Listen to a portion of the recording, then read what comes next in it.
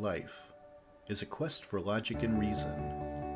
It is a quest to find balance between science and faith. Life is a quest for knowledge and understanding. But most importantly, it's a quest for personal discovery. Whatever your quest, knowing yourself is the beginning of all wisdom. Welcome to Quest. Hi everyone, I'm your host, Todd Fischer. I'm the founder of Metacortex, and I'm on a never-ending quest for knowledge. A quest is a search for something, and this podcast will show you how we know what we know through interviews with people that have incredible stories of dedication and perseverance. To me, curiosity is part of what makes us human, and there's still so much we don't know. I believe there's joy in discovery. It's what drives us. It's our quest. And with that, welcome to Season 4 of the Quest podcast. I hope you enjoy this next interview. Hi, Elley. Welcome back to the Quest podcast. Thank you so much for having me. I think that you are my first fourth timer to the show. Oh my gosh, really? I think so. I think I'm gonna have to make an award or a medal for people that are four-time guests. Yes.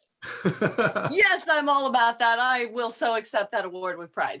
I think we might have some 2 or 3 timers at this point on the show, but if they start to encroach on your record, you will have to come back again, of course, to keep. Oh yeah, I have to defend my championship, right?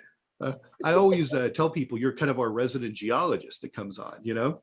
That's right. So yeah, I like it. So, as usual, we're going to get caught up with what you've been up to. We're going to get into some interesting topics about Greenland, which you're all too familiar with. And then we're going to myth bust at the end of the episode, which will be fun. Awesome. So just to kind of kick it off, since we talked last, which has probably been, over 6 months ago, what's the latest with you? What have you been up to? Well, gosh, I've moved now, like permanently. Actually moved to Lake Havasu there. I decided to do that in the very, very, very middle of summer, which was like a bad idea. And then during that time while I was moving, I got COVID, which was great. And then, yeah, so it was quite the interesting little experience. Couldn't figure out why I was so exhausted from just picking up a box, right? Right.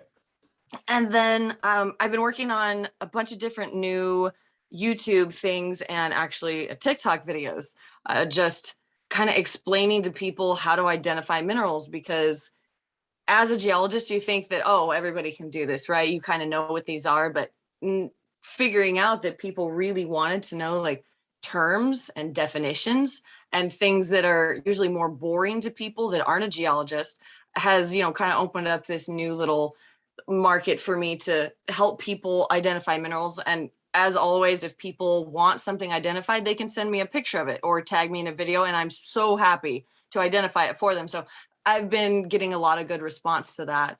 Otherwise, I've released my vlog series from my time in Greenland, my personal videos. Since I started doing that on the year anniversary of when I went over there, which was, the beginning week of July. And it's basically my entire experience over in Greenland from my point of view, and kind of the things that happened and how it evolved. And people get to see my excitement and how everything kind of unfolds until the very last parts of it, where I'm beaten down. I'm sad. I've been berated. And so that's all enveloping. And so I've been getting a good response from people that love the series.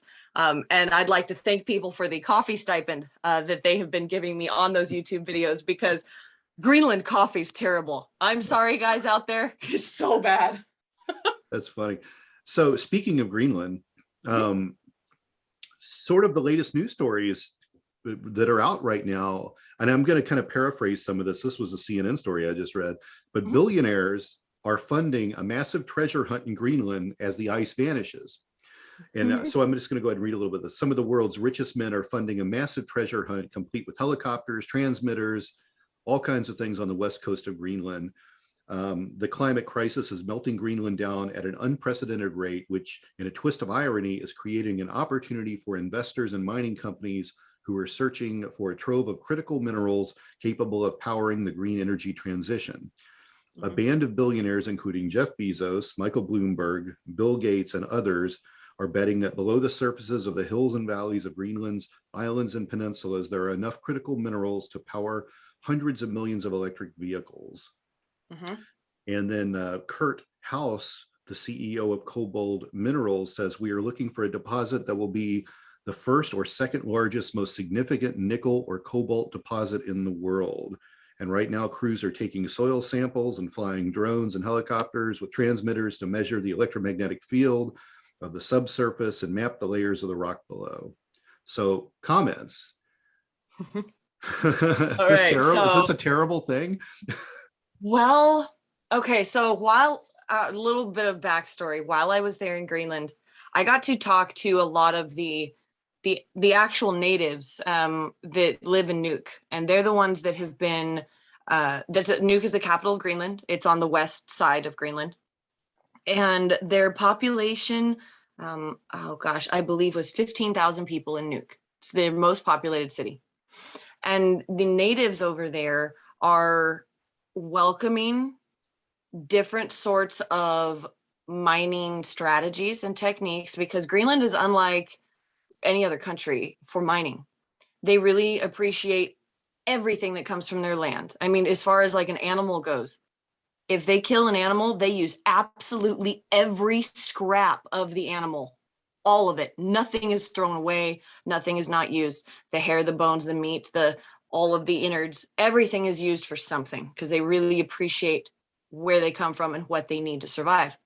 So with that being said, they really want to protect their land. So when mining companies go over there, like the Ruby mine, for instance, they had to procure and pay for in advance. This isn't in like an escrow account. Well, it is in an escrow account essentially, but it's not a reclamation plan on paper. It's actually a plan that has been paid for, and the money is in a holding account to reclaim the land completely and put it back to its original state. No scars left, no hazards left. And so, like, in the States, some of the mines here, because of their really poor reclamation, have turned into Superfund sites. And so you get lovely side effects from that. They don't want anything that is going to happen to their land like that at all. So if mining companies do go over there, they're going to have to go through some really, really hefty processes in order to actually procure the claims, which actually a claim in Greenland can only be procured by a local Greenlandic native. So they have to find somebody that is willing to do that. And then they have to pay for all of that stuff in advance. So that's a big chunk of money right off the bat without even knowing if you're going to recover anything from the mine. So I think that that's really beneficial on their behalf. And so when I was there on my way to Nuuk, I was staying at the Narsarsuaq Hotel, and there was a big batch of people that decided to show up one day, like tons of them. And we're like, what's going on? They're like, well, there's a conference. There's a bunch of people that are flying in because of the nickel, cobalt, and lithium prospects and other REMs in Greenland. And so I got to chat with some of those guys a little bit, just from, I think there was a guy from like the New York Times and some other, media prospects, as well as very wealthy people. And they were really excited and trying to like calm down the hype that they were going to come and rape the land and whatnot. It's like, well, Greenland already has things in place so that you guys can't do that. But as far as like the deposit being huge, I guarantee it could be huge. Like looking at the geology alone, you've got the oldest basement rocks in the world.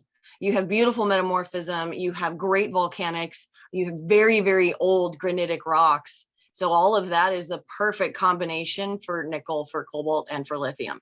And if they want to go do that, hopefully they do it properly and they don't end up polluting or poisoning anything.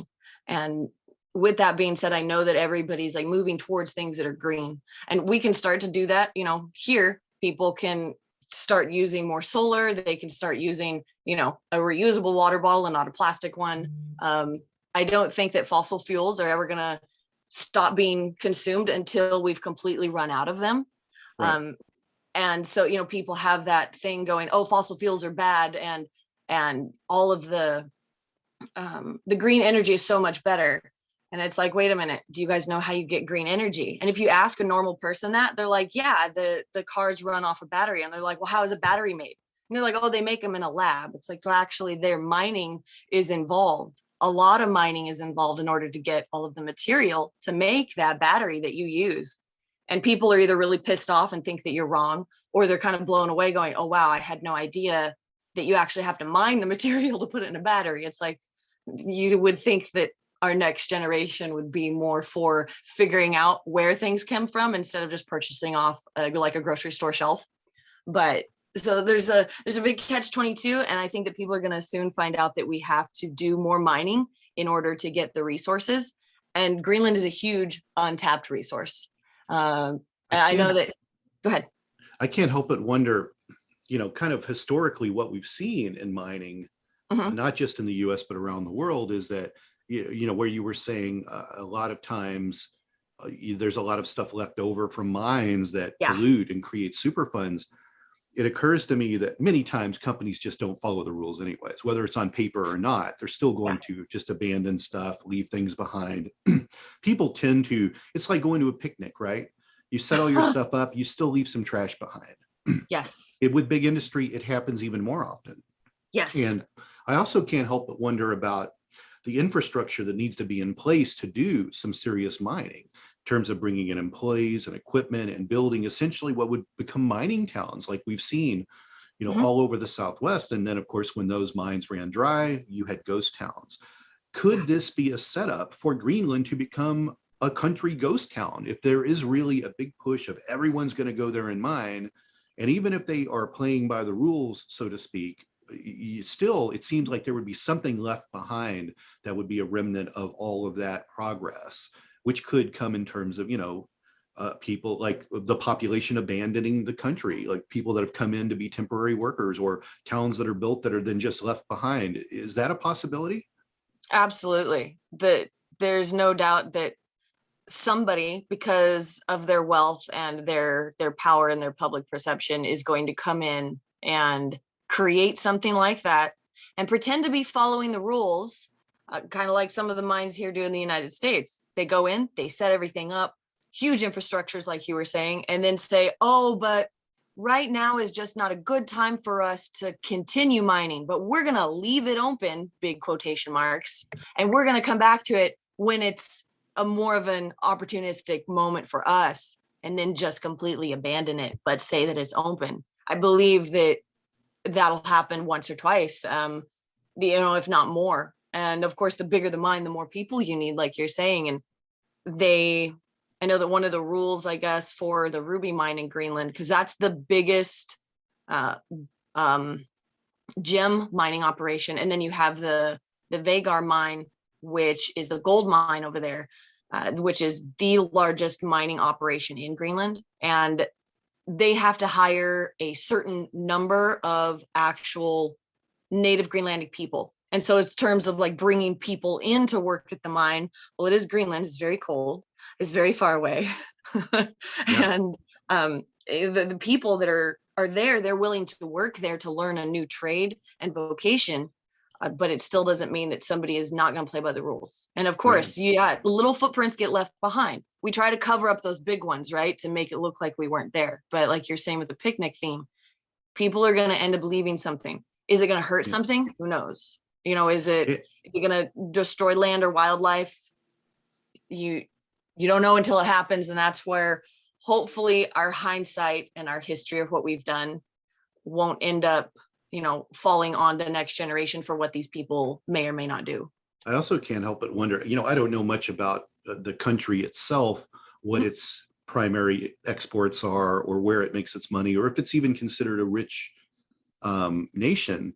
But it does seem like there could be infrastructure problems. There could be employee problems. If you do employ a significant amount of the population of that country, eventually they will be jobless. And then you have a mass amount of people with no jobs, with an expectation of there being jobs for people for a long period of time. So I can't help but wonder about the ramifications of a nation like that if all this were to pull out, all this big business were to pull out.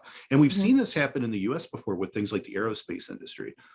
Although much different than mining, the aerospace industry was huge in California, and everyone was making parts for aircraft and space shuttles and all this stuff. And then one day they're like, you know what, we can make it cheaper if we go to Bulgaria or we go to Mexico. And then, tens of thousands of aerospace engineers unemployed.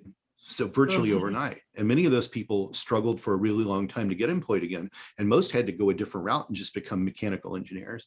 So you can't help but wonder if a big industry pulls out like that. And I think even in a way in California, the film and TV industry, it left. It went to Vancouver, it went to Georgia, it went to New Mexico.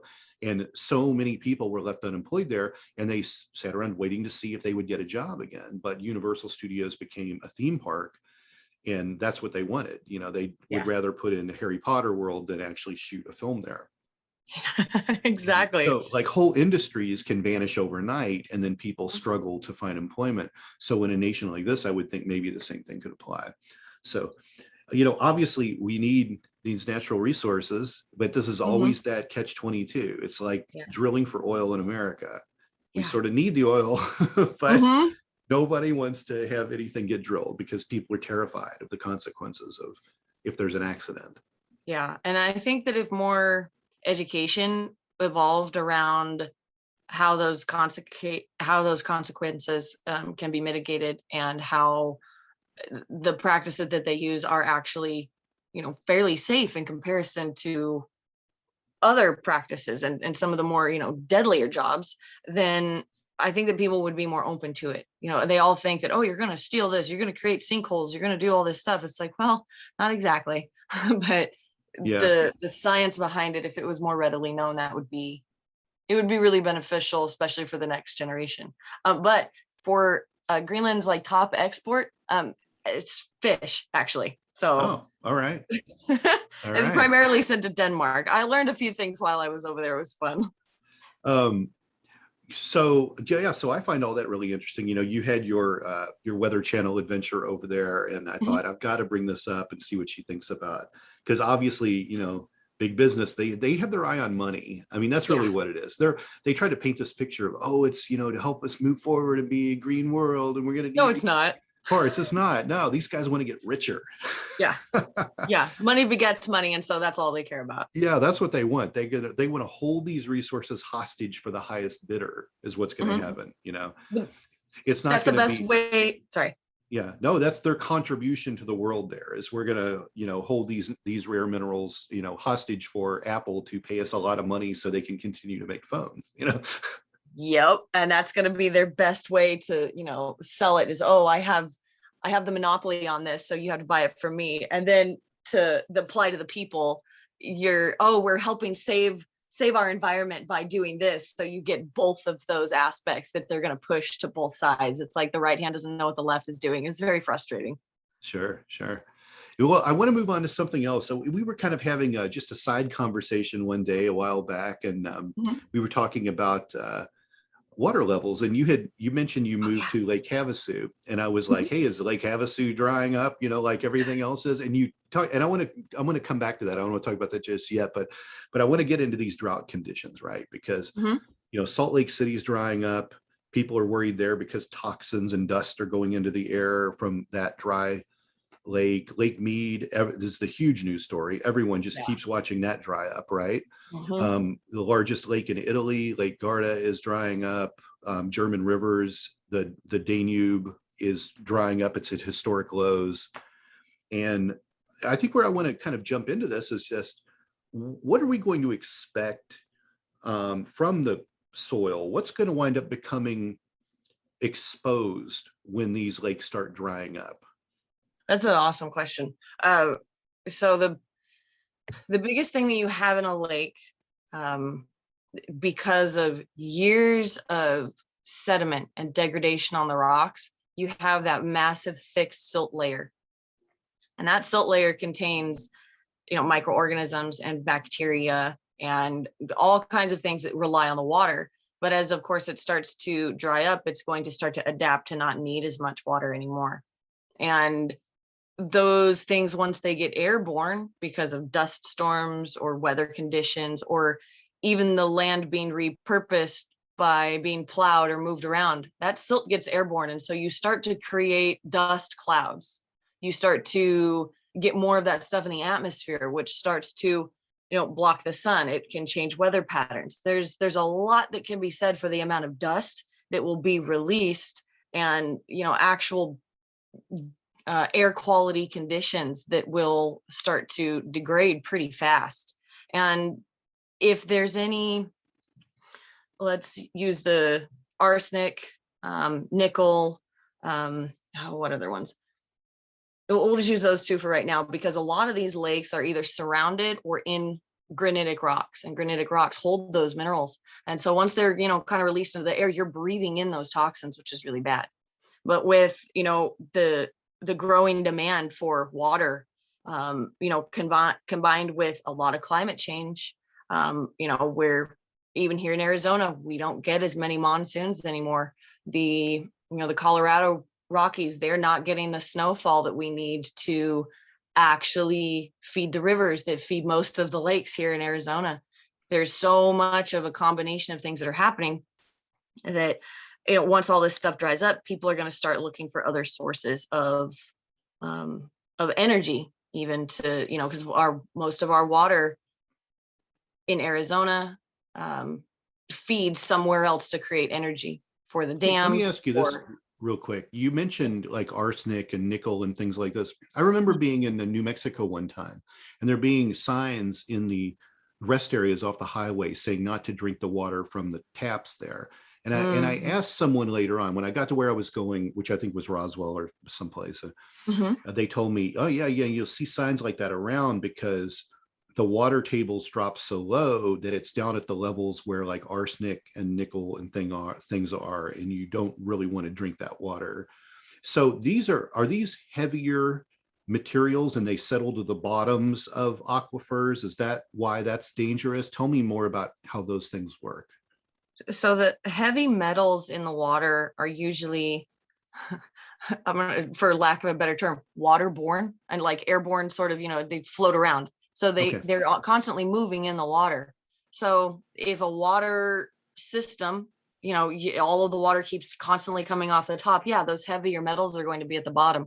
But with more churning of water, when it gets dirty, when it gets messed up, all of that stuff that was at the bottom is now going to be near the top. Just like the silts and stuff that are in the lakes that are now gumming things up and not allowing the water to flow. Gotcha. That's exactly what happens, that people start to ingest them. You're going to get sick. If you don't have the proper filtration systems for those types of heavy metals and purification systems, your body can't handle those toxins. And so you slowly start to be poisoned. I see. And also, I think with Lake Mead, they're also uncovering bodies now. Yeah, I know. The bottom. A lot of people that didn't pay their gambling debts in Vegas are now being found in giant 50-gallon drums at the bottom of the lake. Tell me, so I think a lot of people have seen news stories on Lake Mead, and they know about the Hoover Dam. They know about a lot of those things. Tell me how Lake Mead is different than Lake Havasu in terms of why there won't be the same problem in Lake Havasu. So like way, way, way back when they created different contracts for how high Lake Havasu should be because of the amount of places that the water projects here feed. And so a lot of water diversion will constantly go to Lake Havasu because Lake Havasu has to stay within a certain water level in order to fulfill those contracts. So Lake Havasu feeds parts of California, and actually the water from here is pumped all the way up to Lake Pleasant to feed that reservoir, which feeds the irrigation parts of the Phoenix, Arizona area. And so those contracts require Lake Havasu to stay full. So that means any water from Lake Mead goes down the Colorado River. They release it through any of the dams and whatnot up there, and then it feeds this bigger portion of the Colorado River, because that's all Lake Havasu is. It's just a huge, wide portion of the Colorado River. So with that being said, I don't know exactly what they would do if they just decided to stop feeding that lake. And the contracts, I mean, California would freak out. I think they get an enormous amount of water from us. I can't remember. Somebody was telling me how much the head pressure was the other day that actually flows through the pipes. And I was like, that's obscene. I mean, it's something in the range of, each pipe is like 35,000 gallons a minute. And there's like 6 pipes. So you're like, oh my gosh. And so those sorts of things, I guess it's kind of misappropriated water, so to speak, because of the contracts that we put in place back in the 50s and 60s. I think that they need to reassess where people get their water and why, because the Arizona is a very drought state anyways. Parts of California, maybe they should put in their own pipeline to get it from up north instead of, LA feeding water from Arizona. Right. California is a hard state to govern because it's almost like 3 states: the state of Northern California, the state of Middle California, the state of Southern California. And there's a lot of resistance among those regions and where resources come from. So this problem of these drought conditions, there's no fix for. We have to wait for Mother Nature to fix this, right? Yeah. So this puts people in a very difficult position because these things could dry up and never refill in our lifetime. Yeah. And I can't help but wonder, as these lakes get more and more shallow, does the evaporation occur quicker? Is there anything as lake levels get lower and they get warmer with no deeper, cooler water, is evaporation happening quicker? Will this become something where at a certain point, it's just kind of a point of no return? It's just going to be a dust bowl. Is there any logic to that? It actually kind of snowballs. Hang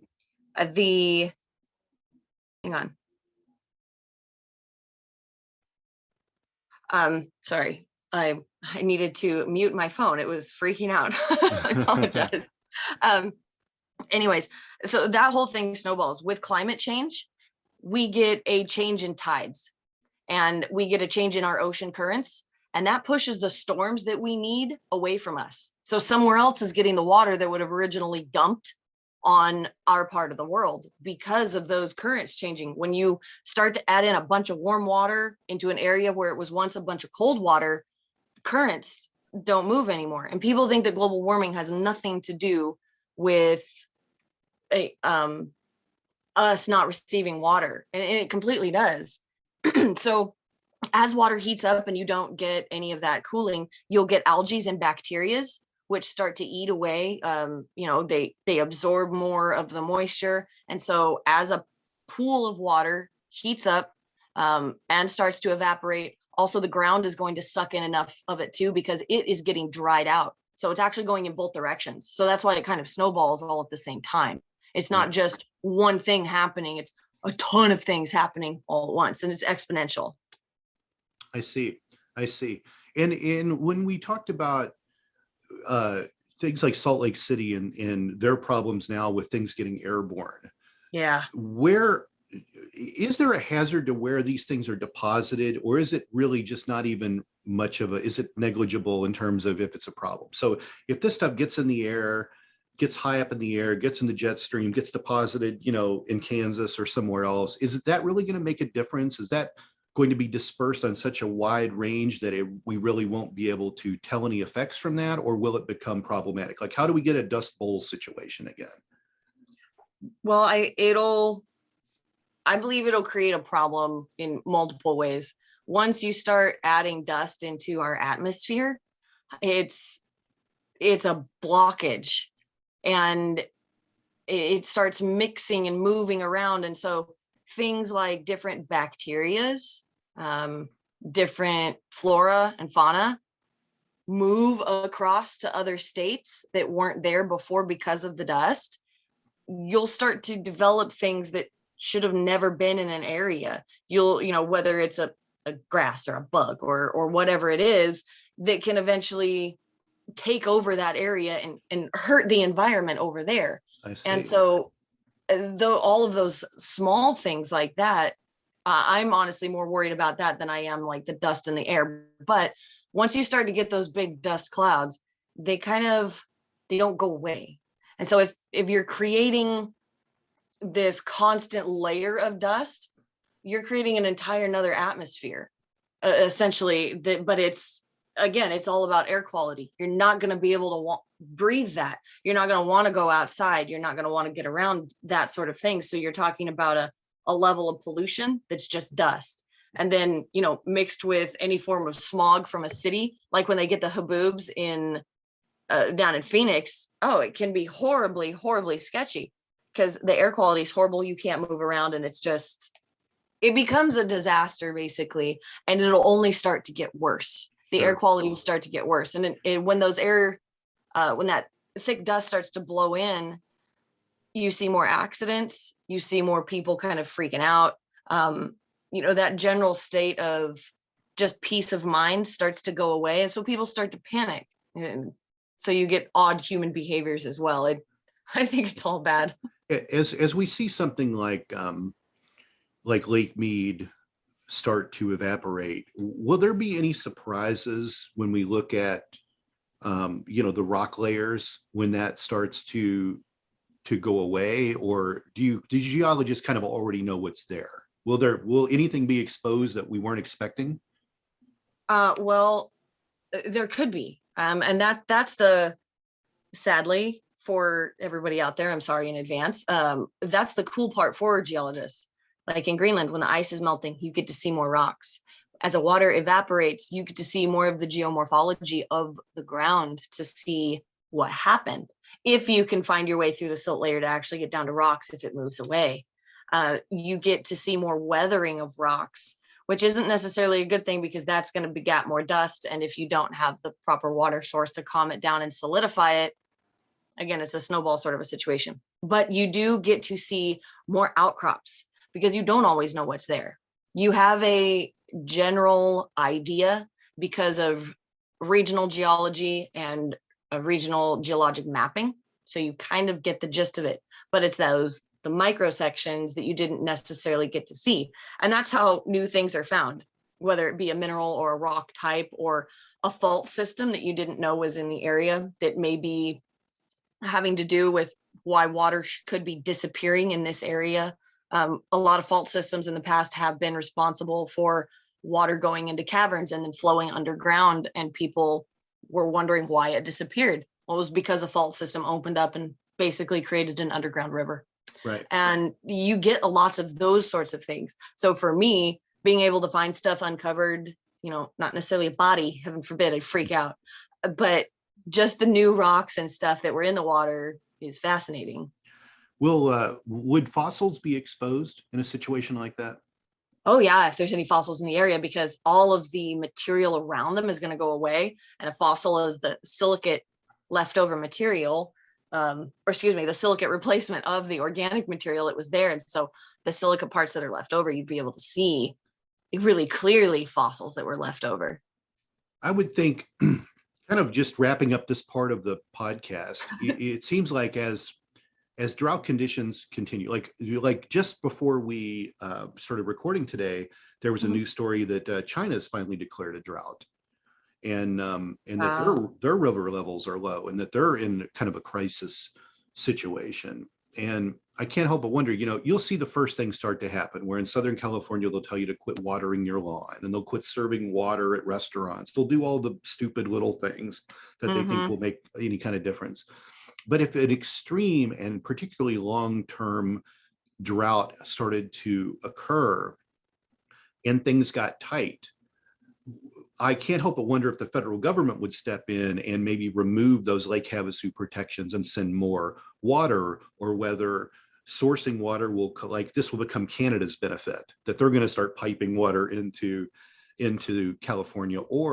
And to me, the most interesting thing is how you can have ocean next to your entire state and not still want to work with that and create the kind of the desalinization plants. Is there what's the common sense solution to this? Well, I think that, I mean, for Canada, I mean, if you can pump water, I mean, go for it. That'd be great. But if you're living next to an ocean, they have many desalination plants. I think they even sell home units now that at very small scale that you can do that on your own, even just to see the process. And if you're able to even create a small amount of your own water from that or drinkable water, I should say, that'd be great. I don't know if they want to go that direction just because our oceans are so sensitive anyways, and with the amount of pollution in them, and if they don't stop that, the ecosystem that creates our oceans and all of the life within it is going to die even more rapidly.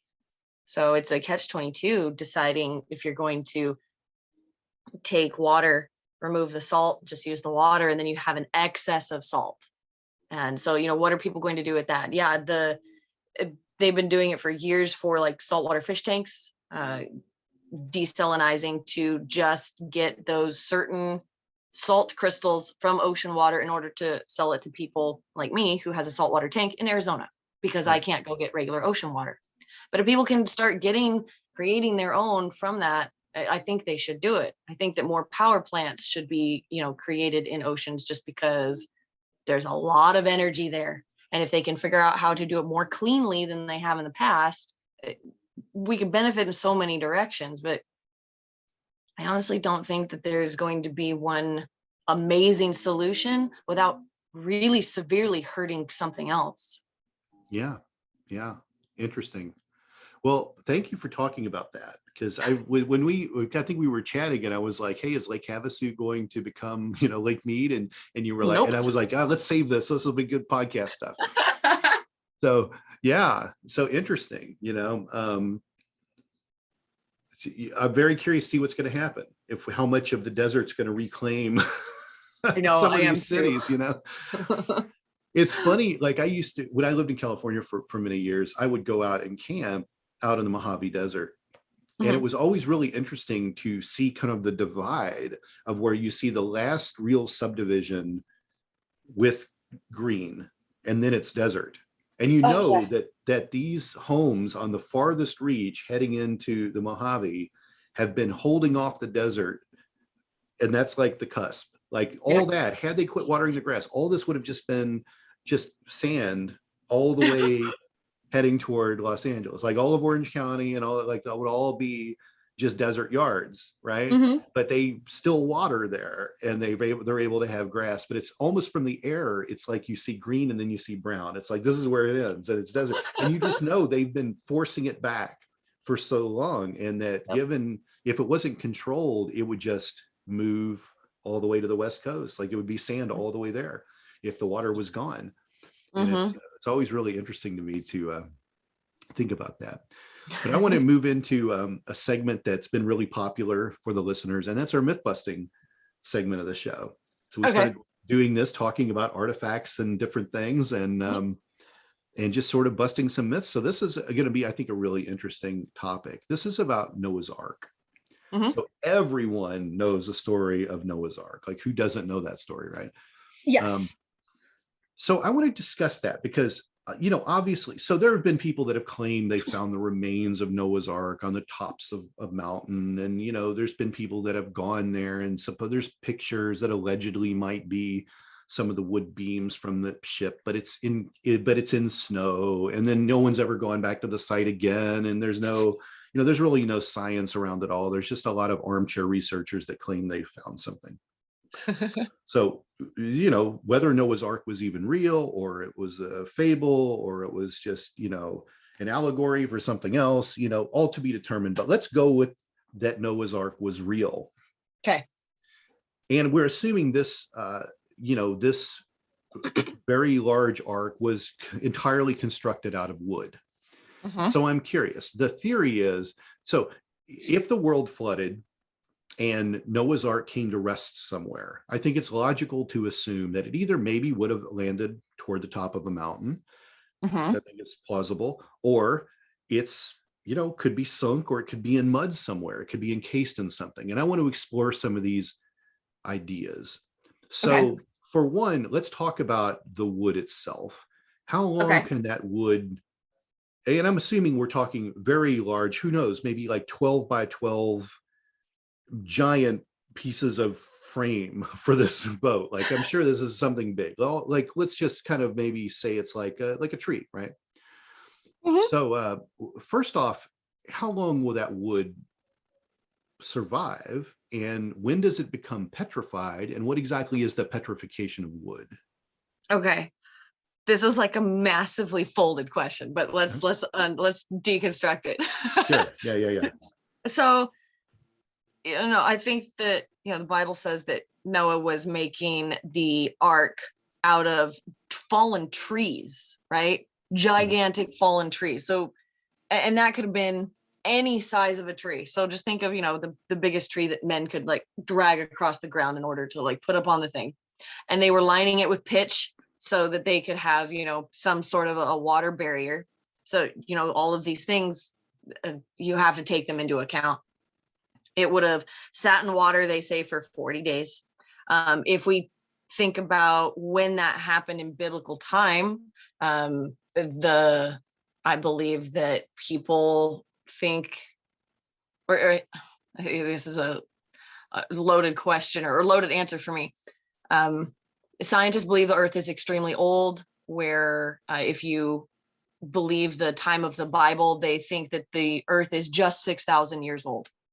So with that being said, it happened early on in biblical times. If the ship would have sat on the top of a mountain and been exposed to the weather, been exposed to air, been exposed to rain over, thousands of years, the wood would slowly start to deteriorate, and you would have some stuff preserved. They have found very old parts of Roman ships, and that kind of a thing. And they actually find the wood that is still slightly preserved and in really great shape for the weathering that's gone on. So if the ark was to be petrified, the biggest part of petrification is a piece of wood has to be covered completely with mud or ash or something so that oxygen cannot get to it, because oxygen will start to oxidize the wood and start to deteriorate it. So you need a whole entire field that is, void of oxygen, in order to create that petrification process. And then silica minerals slowly starts to seep through the ground and replace that organic carbon-based material. So the process of petrification, depending on if it's the right type of material and the right conditions, can start forming, within 5,000 years, and usually takes between 5 and 10,000 years to completely petrify something. That's on the fastest way of petrification. And things depending on the wood type can take much longer, depending on pressure, lack of pressure, the amount of silica activity, how hot the ground is. There are so many variables. So if we're saying that the ark is 5,000 years old, parts of it could possibly be starting to be petrified if it was covered with clays and muds and that kind of thing. But if it was just exposed to the earth and all of the elements, you're going to find wood. You will find remnants. There will be things that are very obvious. Even when I go, and this is nothing in comparison to 5,000 years, but going to see several 100-year-old mining towns, you're like, oh my gosh, these buildings are still standing and they look so fresh, so great. So it all depends on the weather situation. Lots of storms, heavy rains and snows and all that kind of thing can really deteriorate things quicker. Whereas if you're in a more dry with perfect conditions, shaded, not a lot of sunlight, the wood's going to last longer. I see. And you're right. So We have found, the wooden frames of ships in mud. They're pulling things like that. They pull Viking ships out of the mud. They're on the Mississippi River. They pull old boats out of the mud, and Yeah. that happens everywhere, and it's nearly fully preserved Mhm. wooden frames of these ships. So I get, with the mud and keeping the air out and all that stuff is a Mhm. preservation method. What about the top of the mountain scenario?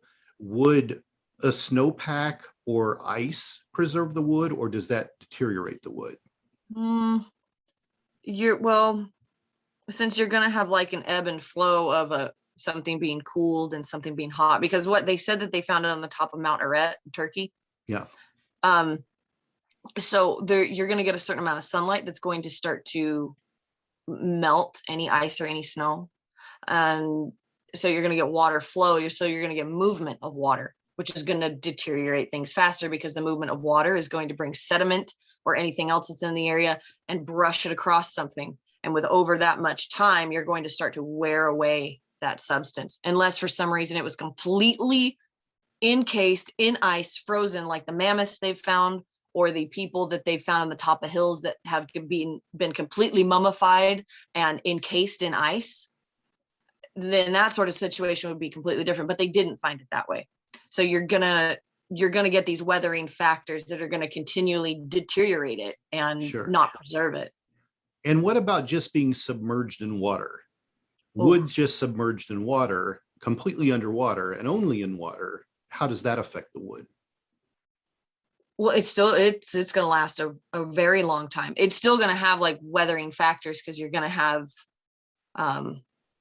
the bacteria in the water is going to slowly start to eat away at the wood. But they've, the Spanish ships and that kind of thing that they find that look beautiful and gorgeous. And you see, underwater pictures of this from, people that have gone down in submarines to see these things, and they're greatly preserved. I mean, the Titanic didn't happen that long ago, but it was so deep, and you saw how quickly that started to deteriorate at that depth.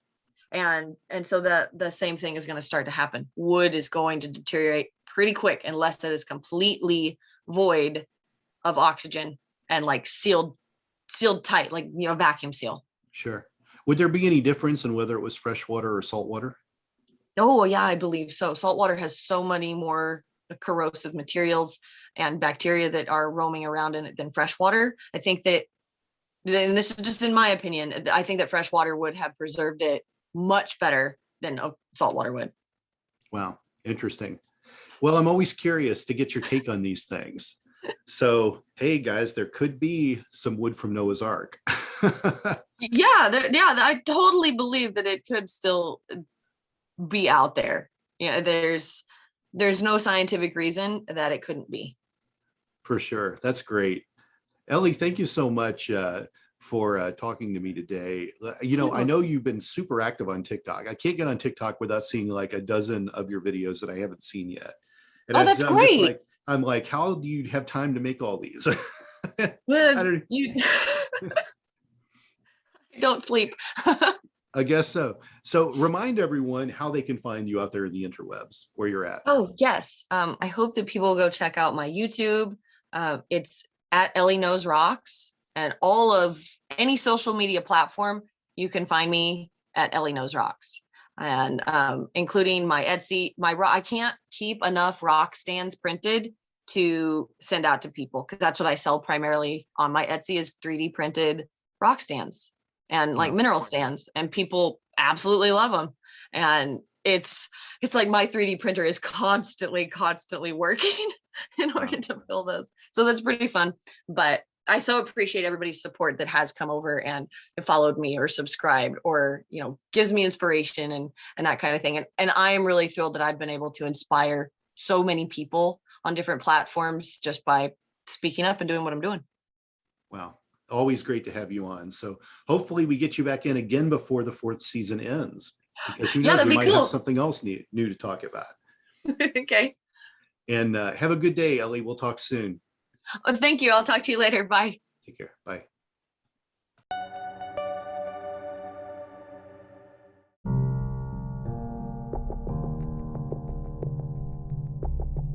Hi, everyone. I'm Todd Fischer, the host of the Cult Following podcast.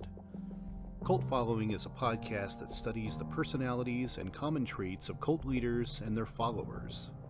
Get the real story behind these infamous and oftentimes tragic cults from a new perspective through exhaustive research and from interviews with people that were there. Available anywhere you listen to podcasts. Thank you for listening to this podcast. Please be sure to rate and review this episode. This podcast is produced by Todd Fischer and Anthony Smith and is distributed by Metacortex Publishing. This podcast is copyright. Any previously trademarked or copyright content is used by permission. Information and opinions stated in this podcast should not be construed as medical advice. Please be sure and visit the official website for Metacortex Publishing at metacortexpublishing.com or find us on social media for other unique content.